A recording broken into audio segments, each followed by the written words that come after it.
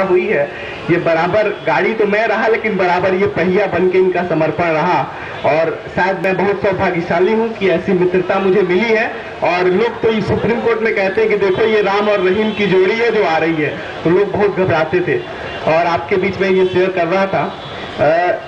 एक बात से मैं अपनी बात शुरू करूंगा कि मित्र ने जब कह ही दिया है तो कांटे दो, मुश्किलें दो, याद ताज दो मुझे, जो भी कठिन सवाल हो वो सवाल दो मुझे, चलना नहीं है अब आंख मूंद के कहीं, चाहे किसी जमात से निकाल दो मुझे, जाऊंगा जहां मैं वहीं स्वर्ग बनाऊंगा, मर्जी तुम्हारी आकाश या पाताल दो मुझे।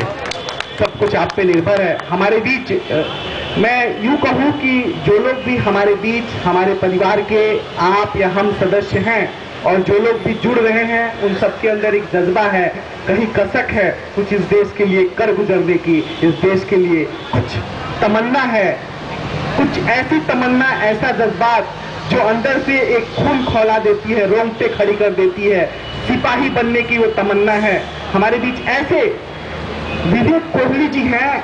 मैं उनका परिचय इसलिए नहीं कराऊंगा कि हमारे पार्टी में इस बात का ख्याल रखा जाता है कि कार्यकर्ता सब एक हैं, व्यक्ति बड़ा नहीं है, देश बड़ा है और इस देश के अच्छे नागरिक हैं। और आपने हॉकी खेली होगी, स्टेज की हॉकी आती है, उसके मालिक भी हैं।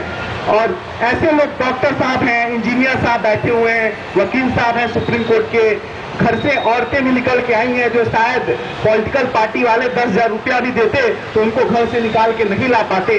जो आज देश में जो परिस्थिति है कि लोग पैसे से निकाल के लाए जाते हैं। यहाँ जो लोग भी आए हैं, सुखेड़ा जी मैं आपका ध्यान आमंत्रित इस तरफ दूंगा, यहाँ जो भी व्यक्ति आया है एक निष्ठावान और इस देश का सही मायने में सच्चा सिपाही है। वो चाहता है इस देश में परिवर्तन होना चाहिए, ये देश उसका है, वो चाहता है ये देश उसके हिसाब से चलना चाहिए। मैं आमंत्रित करूंगा अपनी बात को आगे बढ़ाते हुए कि विवेक कोहली जी आए और अपनी बात हमारे बीच रखें।